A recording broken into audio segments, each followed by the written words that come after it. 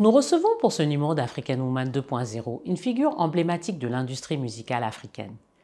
Arrivée à Abidjan en 2013, Nadège Tubiana n'a cessé de marquer de son empreinte le paysage culturel ivoirien.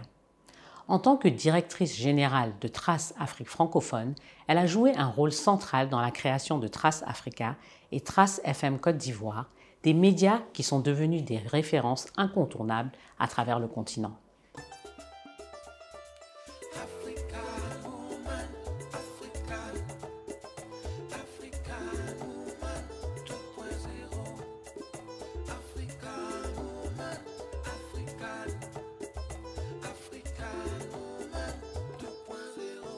Nadège Tubiana est la directrice de Trace Afrique francophone. Elle découvre Abidjan en 2007 lors d'une mission pour Trace et tombe sous le charme de la ville. Professionnelle chevronnée, elle a gravi les échelons dans les médias et la publicité, débutant dans l'imprimerie à Paris. Séduite par l'énergie et les opportunités de la Côte d'Ivoire, elle s'installe définitivement à Abidjan en 2013. En 2015, Nadège lance Trace FM, une radio incarnant l'esprit ivoirien et formant de nombreux jeunes talents locaux.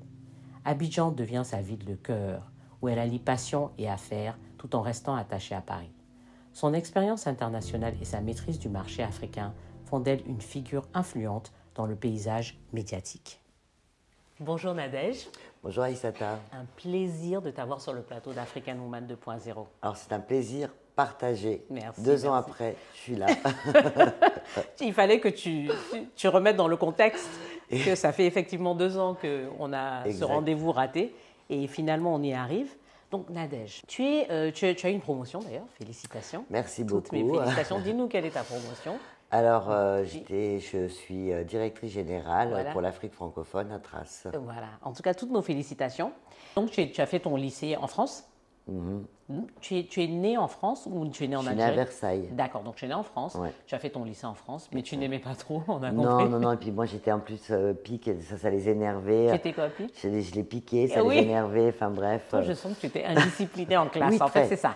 Très bavarde aussi? Oui, bah bien sûr, très bavarde. Indisciplinée, ça va avec en fait le côté de ceux qui sont curieux, qui aiment travailler dur en fait, après. Mais, et donc tu as ton bac? Non. Ok, donc tu n'as même pas ton bac? Non. Tu quittes l'école? Oui. Et tu fais quoi?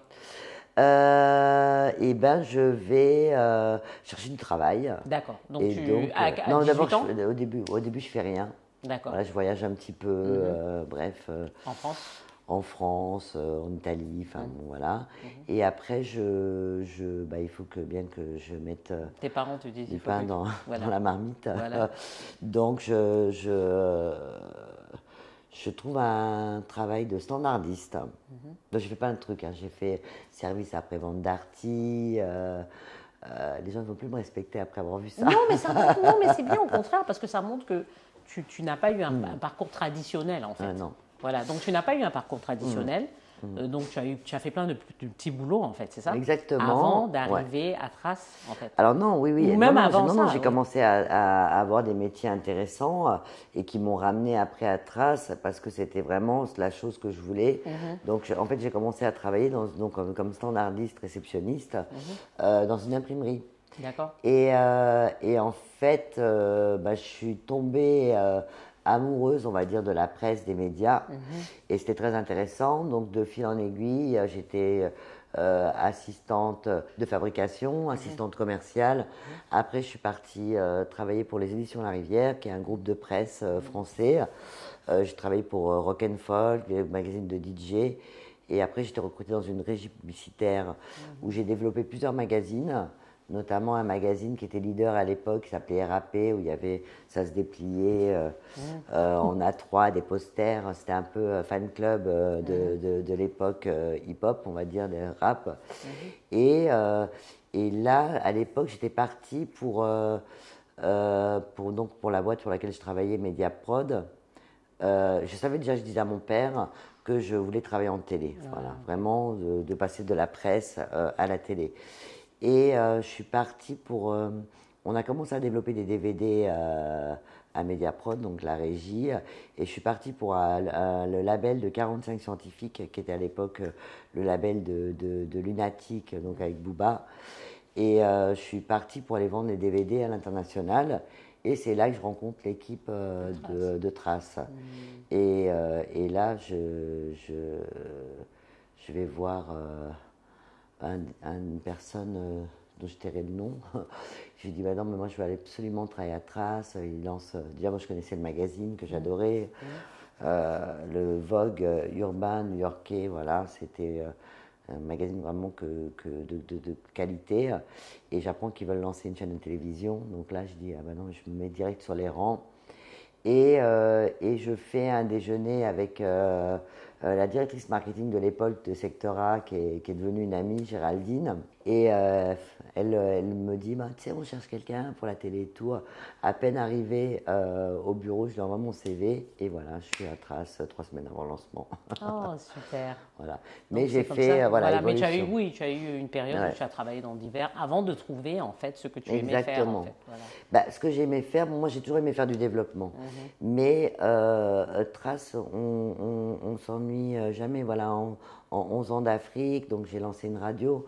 Au début, il n'y avait qu'une chaîne de télévision. Maintenant, il y en a 7 chaînes de télévision sur toute l'Afrique francophone. Uniquement en Afrique francophone, parce le groupe a 29 chaînes de télévision au total. 3 filiales, donc Trace au Cameroun, Trace au Congo, à Kinshasa. Donc voilà, il y a vraiment, et donc là le lancement de Trace Plus, Trace Academia. Donc c'est vrai qu'en 21 ans, c'est vraiment passé comme ça, et j'ai jamais eu le temps de vraiment m'ennuyer. Je suis toujours dans ce développement, développement-là. Et puis aussi comprendre l'univers dans lequel je travaille. Voilà, travailler au Sénégal, c'est pas la même chose que travailler en Côte d'Ivoire ou que travailler au Congo. Cameroun, Voilà, au Congo, exactement. oui, absolument. C'est Donc, des environnements ouais. très différents. Oui. Même si on nous classifie Afrique, mais c'est Exactement. Donc la semaine prochaine, moi je suis à Kinshasa, je suis hyper excitée d'y aller parce que voilà, c'est. Mais c'est une autre équipe, mais en tant que directrice régionale Afrique francophone, donc tu gères toutes ces filiales-là? Oui. D'accord. Donc tu gères Cameroun, tu gères Kinshasa et Côte d'Ivoire. Exactement. D'accord. Et chaque filiale a ses sub-pays, enfin ses pays. Donc en tout ça peut faire une vingtaine de pays. Combien de pays? Une vingtaine de pays. Voilà, en tout en fait. Donc Exactement. chaque pays a sa zone en fait. Donc Côte d'Ivoire, il y a les pays de la du Bénin, Mali. Togo. Voilà. Quand tu vas maintenant au Congo aussi, c'est les pays. Congo, qui sont c'est à côté. Kinshasa, Brazza, parce qu'ils sont déjà Voilà, nombreux à RDC. Et puis Cameroun a sa zone. Cameroun, c'est République centrafricaine, Gabon, Guinée équatoriale, enfin Tchad. Voilà, ok. Donc en tout, ça fait 20 pays que tu supervises. Exactement. Et donc tu as à te déplacer dans ces 20 pays? Peut-être pas dans les 20 pays pour le moment. Oui. Il y en a certains, bon, c'est un peu compliqué. Mais oui, l'idée, c'est de pouvoir rencontrer les personnes, les institutions, les annonceurs, enfin, nos partenaires aussi, puisqu'on travaille avec des personnes, même s'il n'y a pas de filiale, on travaille quand même avec pas mal de gens, que ce soit au Sénégal, au Mali. Donc oui, j'essaye de me déplacer, ou alors mes équipes se déplacent, on va le faire de plus en plus. Donc ça a été une chance quand même pour toi de rentrer à Trace, c'est quelque chose que tu as voulu faire. Tu as passé 21 ans, c'est beaucoup, hein. C'est une grâce en fait, quelque part. Je sais pas, mais oui, parce que c'est vrai qu'auparavant, donc j'ai fait plusieurs jobs, et donc je parlais des éditions La Rivière ou de Mediaprod, je suis resté 5 ans.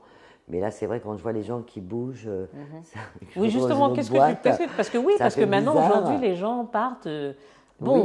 Les jeunes, normalement, on leur dit de faire au moins 5 ans, quand même, minimum dans une boîte avant de partir. Mais maintenant, quand on arrive à des niveaux élevés, les gens font 2 ans, 2 ans, 3 ans. Exact. Ouais. Mais on va dire, franchement, j'ai pas vu le temps passer.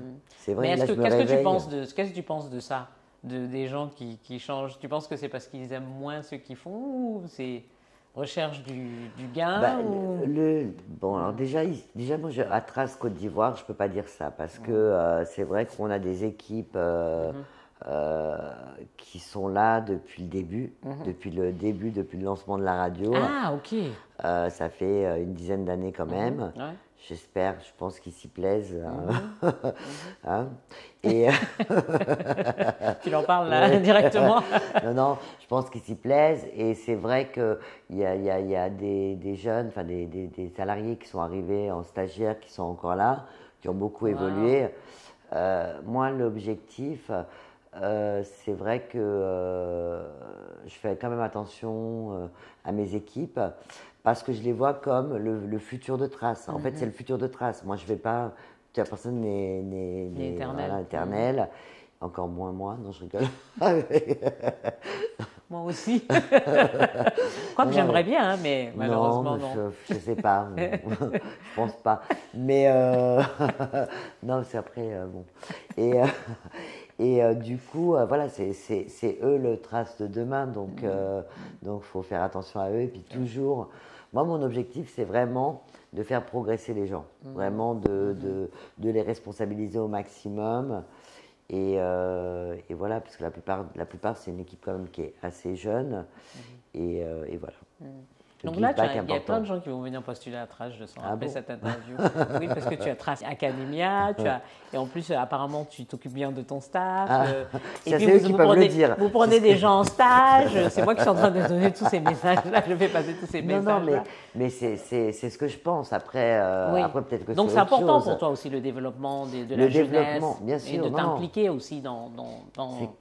Alors, je peux paraître parfois peut-être dur, mais c'est vraiment, voilà, c'est vraiment pour bousculer les gens, parce que... dans le bon sens. Exact, ouais.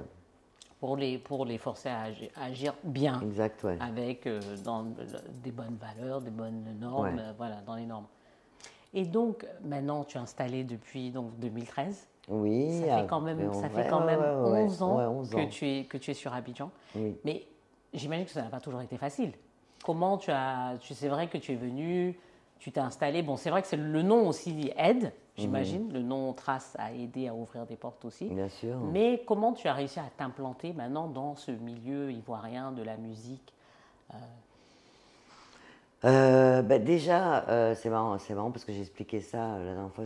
J'ai rencontré des Ivoiriens à Paris et ils m'ont posé à peu près la même question. Mais déjà, on est Trace, ok, c'est une entité. Bien sûr. Les artistes ont besoin de Trace, mais nous, on a besoin aussi des artistes. Tout à fait. On a besoin de qualité sur nos de contenu de qualité sur nos antennes, sur nos médias. Et c'est vrai que on ne peut pas se passer d'eux. Tout à fait. Donc, et moi, de par mon passé aussi, puisque mon père, il était DJ. Quand j'étais plus jeune, j'organisais des soirées en France avec des DJ. Donc, j'ai toujours été plus ou moins dans cet univers artistique de producteur de musique. Donc, c'est vraiment un milieu où je me sens à l'aise. Et voilà, et c'est surtout, on a vraiment besoin des artistes. Donc, s'ils viennent vers nous, c'est pas possible, on peut pas aller les envoyer se balader, bien au contraire. Ouais. Donc en fait, c'était mutuellement. Exactement. C'est-à-dire, c'était une relation qui était c'était une relation gagnant-gagnant, en fait. Exactement. Donc, c'était facile, en fait, enfin, facile, entre guillemets, de s'imposer. J'imagine qu'il y a eu quand même. Parce que tu es une femme, je ne sais pas si ça a joué dans ton intégration, pour ou contre toi. Non, être une femme, mais dans le milieu de la dans musique. n'importe quel milieu. Dans n'importe quel milieu.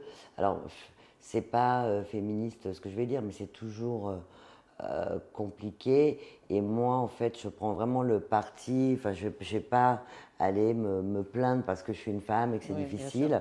Il faut travailler plus. Enfin, on travaille plus pour Mais s'imposer. tu as senti ça? Tu as senti qu'il fallait Partout, que tu... oui, bien sûr. Ouais. Partout. Dans tout et ce que pas tu que as... en Côte d'Ivoire. Hein. Oui, non, mais j'imagine bien, peut-être même pire. Oui, surtout une femme bronzée. Bien sûr, ouais. Très bronzée. Très bronzée. Mais blanche ici.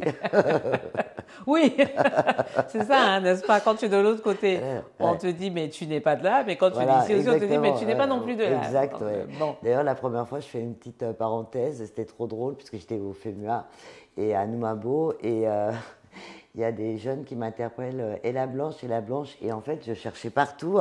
Ah, tu cherchais la blanche. Mais c'est de toi qu'il s'agissait. Voilà. Et le contraire peut-être vrai à Paris, la noire. Et, oui, voilà. Et là, je me retourne, exactement. Donc, c'est vrai que c'est pas facile. Parfois. Donc, tu as senti qu'en étant femme, c'était toujours plus difficile pour toi, en fait, que tu as eu à travailler plus. Et non, c'est important, parce que je dis ça, parce que tu sais, nous, on a un média qui s'adresse aux femmes. Donc, on sait que les femmes ont souvent des challenges, mais on veut, justement, si tel est le cas, savoir quels sont ces challenges et justement comment tu as pu les surmonter. Alors, moi, c'est pas quelque chose qui me perturbe ou qui m'indispose ou sur lesquels je vais peut-être me faire crier dessus. Non, mais c'est important de donner ton opinion parce qu'il y a beaucoup de gens qui pensent comme toi aussi. Et donc, j'avais pas trop réfléchi à tout ça avant de venir. J'ai appris mes chiffres par cœur. Donc, on aurait dû se dire, non, on n'a pas besoin des chiffres. Non, on va parler de la condition féminine. Non, la condition féminine. Écoute, j'en ai pas souffert. J'en souffre pas. D'accord. Il y a peut-être d'autres choses qui m'ont fait souffrir, mais en tout cas, ma condition féminine, au contraire, tu vois, c'est ça qui va me donner plus la rage, la hargne de réussir. Moi, j'adore les nouveaux challenges, vraiment. Et puis, c'est pour ça que d'ailleurs que je change et que je suis encore à Trace depuis 21 ans. C'est que je fais jamais la même chose. C'est que du développement, et c'est ça qui est hyper excitant. Moi, je suis excitée par les challenges. Et oui, je suis une femme. Bon, écoute, trace ta route. et voilà.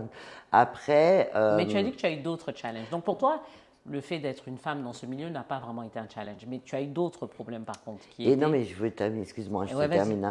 Non, et au contraire, je pense que dans le milieu de la musique, être une femme, parce que moi j'ai travaillé dans le hip-hop beaucoup en France, être une femme, c'est plutôt un atout parce que je voyais, quand c'est d'homme à homme, tu vois, il y a un rapport de force et qu'il n'y a peut-être pas ce même rapport de force quand tu es une femme. Il y a peut-être un peu plus de respect. Donc, c'est comme ça que je l'ai ressenti. Après, les autres challenges, là, c'est que, tu vois, donc je te parlais de mon âge récemment, 54 ans, donc je suis ménopausée depuis peu. Et en fin de compte, pendant plus de 2 ans, en fait, il y a eu tout un bouleversement dans ma vie qui ont été hyper compliqués. Tu vois, des problèmes d'articulation où tu peux plus bouger. Enfin, c'est très difficile. Des troubles d'humeur. Tu transpires, tu sais même pas ce qui t'arrive. Enfin, tu vois, la dépression. Je me reconnais légèrement. La dépression, tu vois. Et en fait, je ne savais pas ce qui m'arrivait. Et c'est là, récemment, j'ai une amie qui m'a appelée, qui m'a dit j'ai des problèmes d'articulation et tout. Je fais je cherche pas. Et puis de fil en aiguille, en réfléchissant, mais il n'y a pas de. Moi, par exemple, ma mère n'a pas pu m'en parler puisque ma mère s'est passée comme une lettre à la poste. Oui, les femmes sont différentes. À 55 ans, voilà, c'est là qu'elle a été ménopausée du jour au lendemain. Mais là, ça a duré quand même 2 ans. Et je trouve qu'on n'est pas du tout préparé à ça. Tu trouves très peu d'informations sur Internet. Moi, par rapport à mes articulations, j'ai été voir des médecins et tout, je ne savais pas ce qui se passait.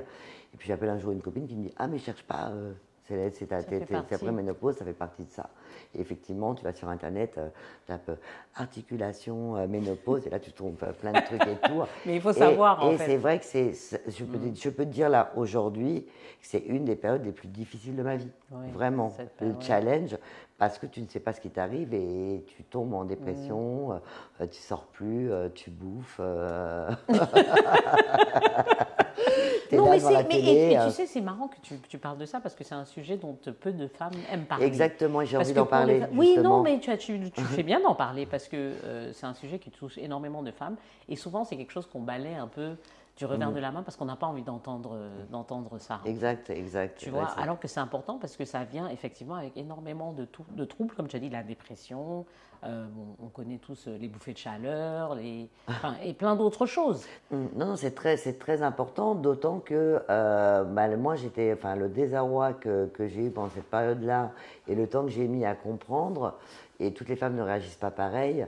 Et si on peut éviter, partager ça entre Avec femmes, d'autres femmes, bien sûr. ça c'est important. Ouais. Oui, non, mais c'est très important parce que j'ai eu cette discussion avec une autre African woman, justement, qui aussi a eu un cancer du sein et après a traversé la ménopause. Et c'était horrible parce que, bon, en plus, je pense parfois, il y a des gens qui prennent comment on appelle ça, des hormones, et elle ne pouvait pas.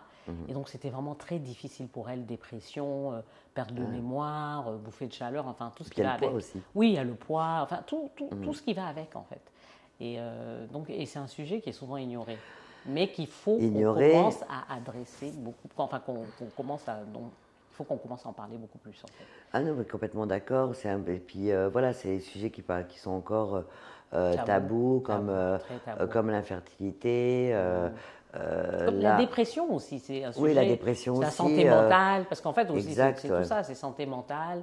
Ce sont des sujets que les gens ne veulent pas trop aborder surtout en Afrique. Ouais, ben oui. Surtout en Afrique, parce que c'est tout de suite vu comme ça va pas quoi. Et dès que ça va pas, un mauvais sort sur ta famille. Un mauvais sort, maraboutage, voilà, exactement, c'est quelque chose. Classique.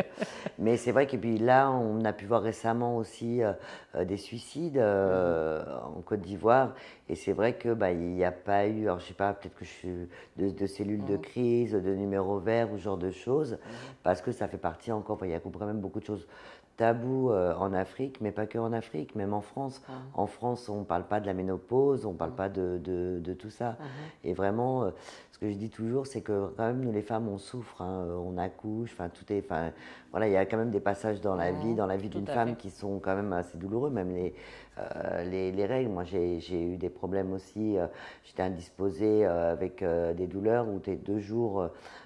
dans le noir, tu peux pas sortir de chez toi, tu as de la fièvre, tu vomis et tout, et t'es plié en deux parce que t'as mal. Et ça aussi, c'est tabou. Tout à fait, tout à fait. Donc voilà, bon, on parle d'autre chose. Oui. Même si cette discussion, on peut passer des heures dessus. Ah non, bien sûr. Parce qu'il y a tellement de points sur lesquels on peut... Et comme tu dis, la femme, c'est pas facile.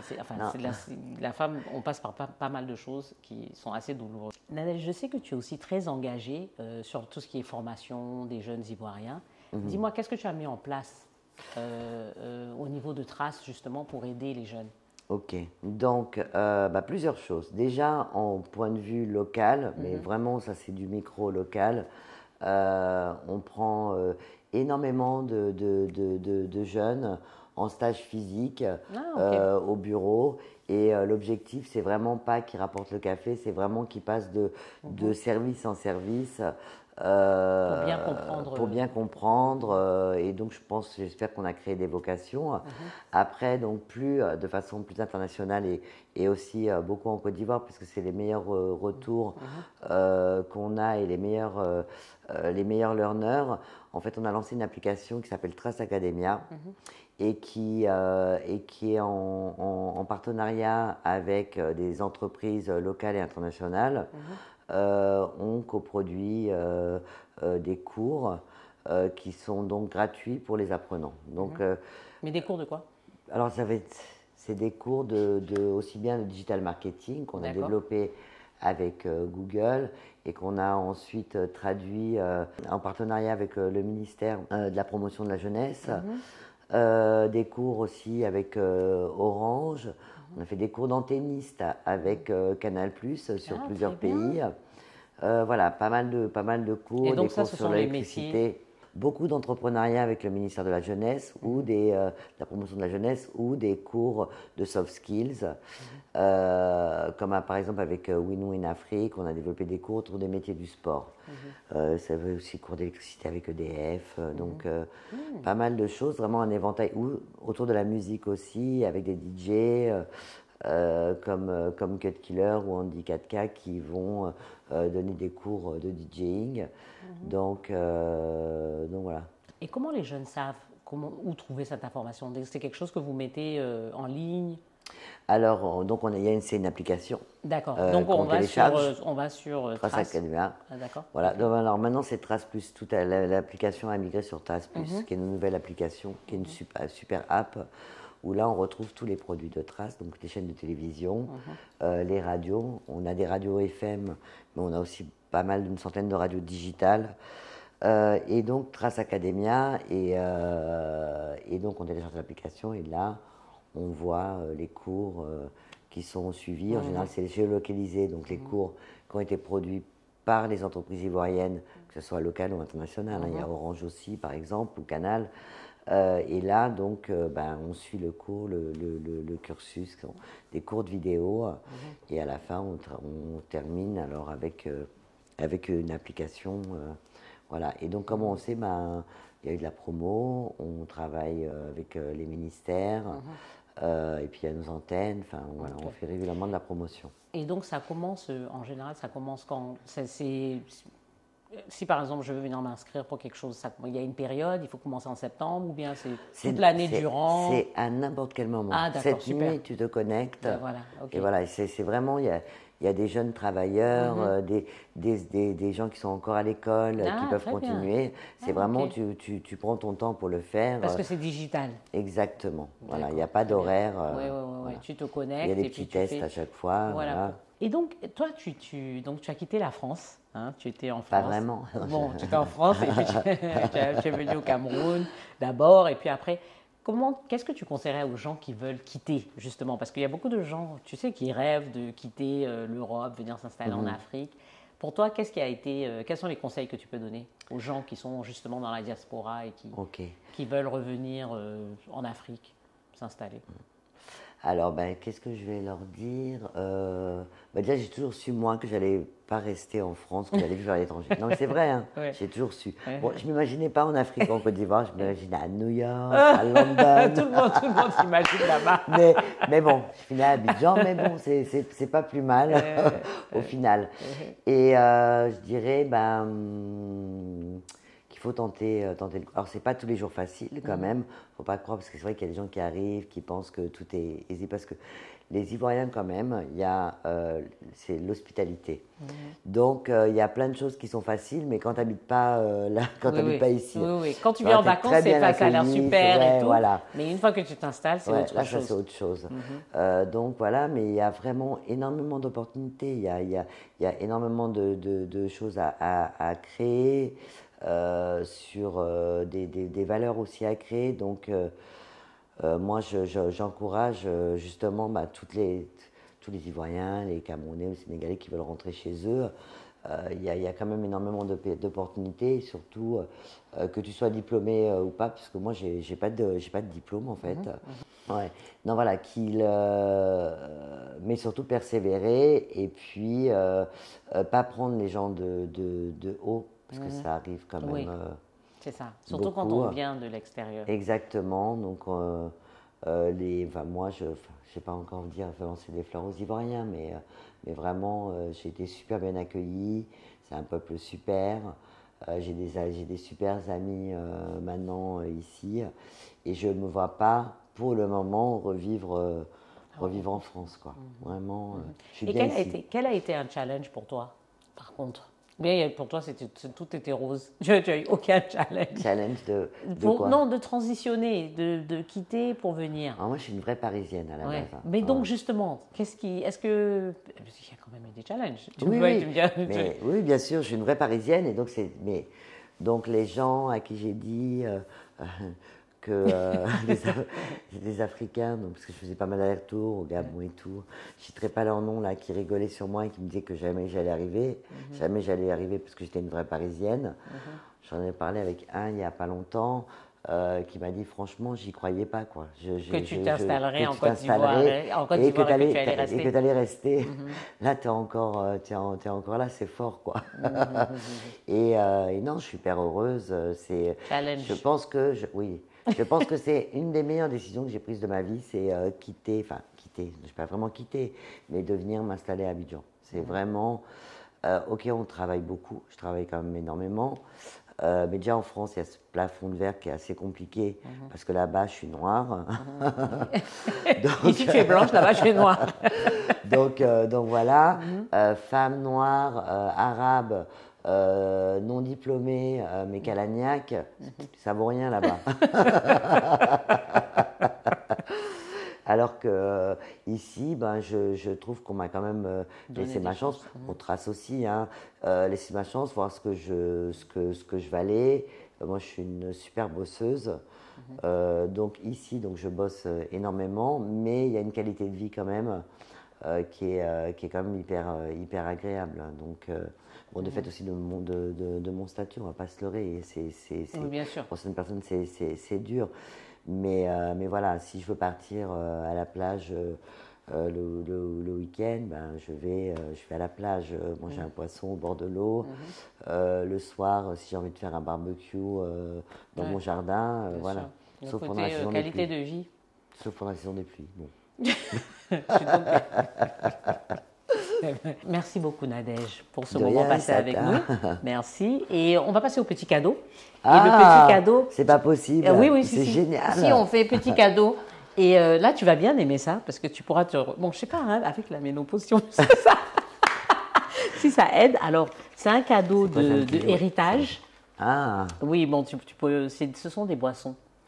C'est des liqueurs, ananas. Ah, bah, très bien. Des liqueurs avec des saveurs africaines. Voilà.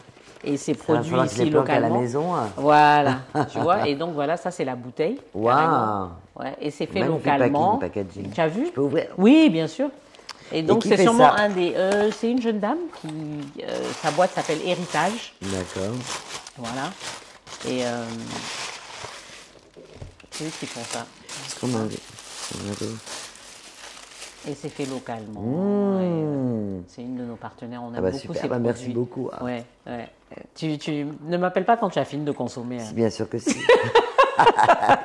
En apéritif, en digestif, en cocktail. Ah oui. Tu pourras te faire plaisir avec ça. Et on a aussi alors des savons africains de chez Oyemi, savon noir. Ok. Je ne sais pas si tu je suis hyper gâtée, je reviens la semaine prochaine.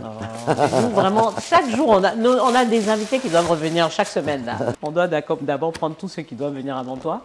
Donc, c'est du savon noir, c'est de la marque Oyemi. C'est une dame aussi qui fait localement. D'accord, super. C'est produit localement, donc tu pourras regarder. Ah, voilà, on n'a pas parlé même de ça, des produits locaux, de consommer local. Qui est hyper important de faire marcher l'économie locale. Il y a plein de femmes entrepreneurs, comme on dit ici, qui se cherchent. Et super, bah, je vais essayer. Puis peut-être que je serai future cliente. Oui, mais c'est ça, on espère que tu seras une future cliente. Et puis là, pour terminer, on t'offre aussi du thé. Ah, mais ça, je connais ça. Thé. Ah, ça, tu connais. Intimité. Qui est très bien.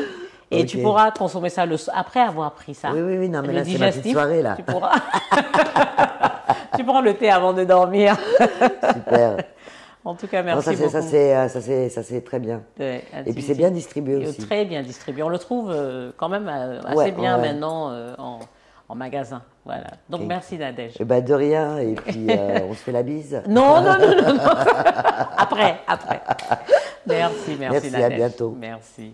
Merci à tous et à toutes. À très bientôt pour la prochaine émission d'African Woman 2.0. Avant de nous quitter, n'oubliez pas de vous abonner à la chaîne YouTube de Afrique Femme. Merci et au revoir.